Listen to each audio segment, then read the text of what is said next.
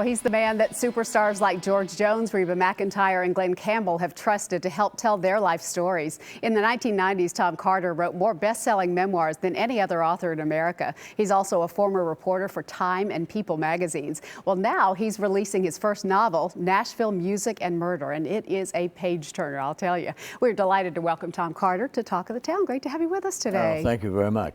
I'm delighted to be. Really enjoyed reading the book, and Thank yeah, it has quite a twist at the end too that I wasn't expecting at all. Well, that was my incentive, you know, that's what I wanted to do. Please don't tell them. Oh, I'm not telling anybody, I promise. What I love about this is your understanding of the music industry, having talked to so many country superstars in doing their autobiographies, gives you a real look inside what the music industry is like. Well, you're absolutely right. And I think that the book has, excuse me, I think it has credibility that derives from the fact that I not only interviewed those celebrities, but when I was compiling their autobiographies, I actually lived with them. Oh, wow. I got on their tour buses, and I went to every venue. I just inhabited their lives. So you've experienced what life is like as a country superstar. I have. Minus the music, I have experienced, I've certainly lived the lifestyle. So this is a story about Macy Willis, who has a very interesting life. Tell us about it. Macy was an impoverished girl from rural Louisiana who came to Nashville hoping to be that one out of every 10,000 who makes it, and she actually did. And she became not only a superstar, but an icon. And she was doing a show right here in Nashville at the Bridgestone Arena. And it was a capacity crowd. And there was a dissident man in the audience. And he moved smoothly toward the footlights, pulled himself onto the stage, and shot her.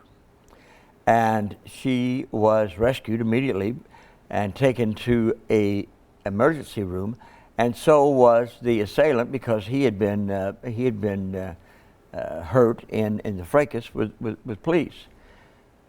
But when he was in the emergency room, he realized how close he was to Macy, and he got off of his gurney and he ran toward her to try to finish what he had tried to do on the stage.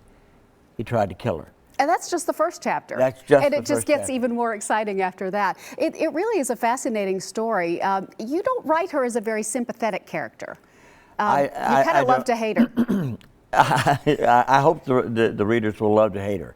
She has some issues, manic depressive, sometimes bipolar.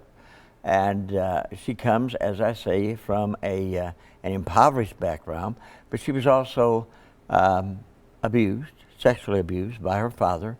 She carried a lot of baggage, and that kind of frustration turned itself into wrath, and that wrath would oftentimes burst through from her personality. And yet there's a great redemption story in here that I think is really rewarding to read. It's a great mystery, a great page turner that you just can't put down. I really enjoyed reading it, Tom. Thank you so much for being with us. We appreciate it. You also have a Jason Aldean autobiography coming out soon too, which I can't wait to read. Well, thank you. I appreciate it. We really appreciate you being with us. The book is called Nashville, Music and Murder. You can pre-order it online at authortomcarter.com. Also, it's on sale everywhere starting Tuesday, February 7th.